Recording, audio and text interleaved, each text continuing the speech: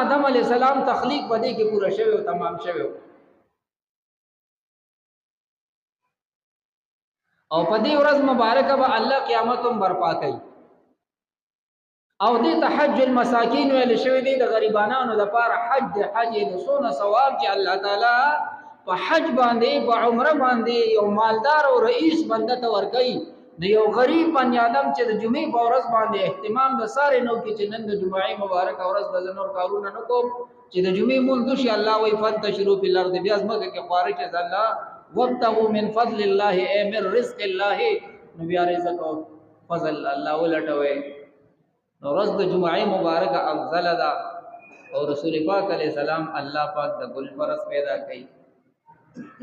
دا اعتراض په مونږ باندې چاو کومګه میلاد زکه مناوو چې الله داسې د برکات او حبیب مبارک مونږ او تاسو ټول ترا کړی دی انا زمونږ خو پیغمبر صلی الله علیه وسلم قسم دې ډېر وفادار دی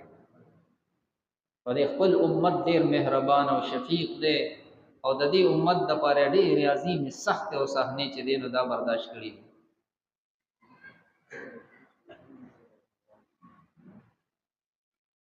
معزز سامعین او اخیری دو خبرې عرض کوم تاسو ته ما یې سلور خبرې کوم دومه طبعا تاسو ته ضمنن ذکر کړی د ګل د ورځې وداسو د یو حدیث پاک امام احمد ابن حنبل رحمت الله علیه ذکر کړی دی یو حدیث پاک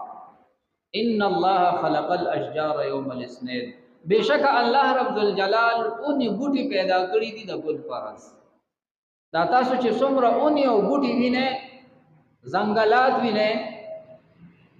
نو دا الله د ګل پرز پیدا کړی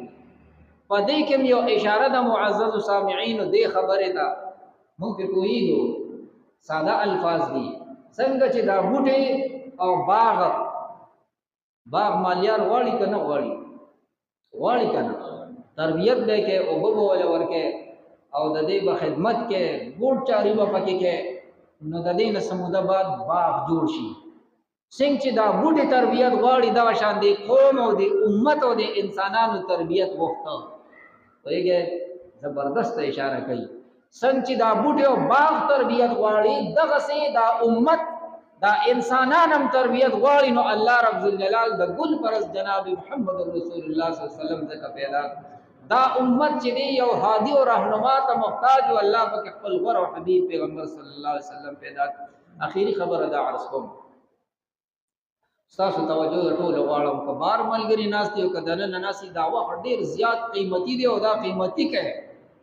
او دا عمل او د ذکر په نیت باندې کې نه ځان سره اوس ذکر چې د خپل پیغمبر مبارک په شان تاسو ته اوس معلومات